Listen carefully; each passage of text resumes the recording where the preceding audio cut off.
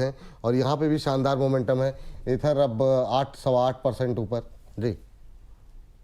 देखिए विपुल जी, मैं थोड़ा सा यहाँ पर क्लेरिफाई कर दूं। अगर आप कहते हैं, आपने शॉर्ट आंसर देने को बोला है, थोड़ा डिफिकल्ट हो रहा है इस समय, फंडामेंटल बताना बहुत जरूरी है। जी जी। देखिए मैं आपको एक चीज बताऊं कि जो सरकार की जो साथ होता है ना, और जो विकास होता है ना, उसमें कभी भी पैसा बनता नहीं है।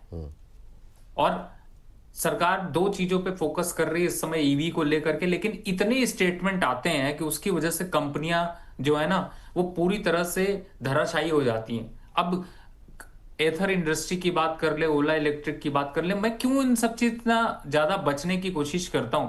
देखिए, या तो पहली सीढ़ी चढ़ गए हो तो फिर आपके पास कोई ऑप्शन नहीं है, लेकिन अगर सीढ़ी चढ़ी नहीं है तो दूर रहिए।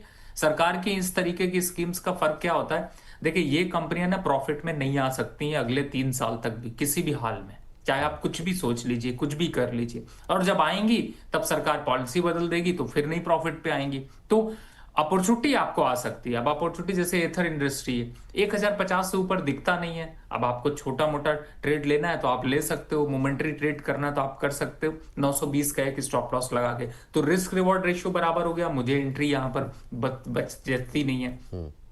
ओला में भी देखिए, कंपनी कभी प्रॉफिट में आ ही नहीं सकती जितना लॉस उसने कर रखा है।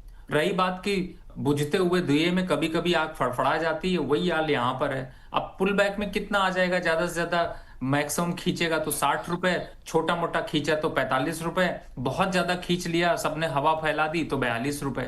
तो अब इन लेवल्स पर क्या होता है, आदमी आता है, जैसे बहुत से लोगों ने 24-25 रुपए पे खरीदा, तो अब वो 45 आ गया तो कहते हैं नहीं अब 500 आ जाएगा तो प्रॉफिट बुक करेंगे। थ्योरेटिकल ट्रेड पे मत चलिए, एक बार बैलेंस शीट देख लीजिए, आपको बिल्कुल प्यार खत्म हो जाएगा। और रही बात थीम की, तो सर सरकार को जितनी थीम चलानी है चलाने दीजिए, पैसा आप अपना बचा कर रखिए। ठीक।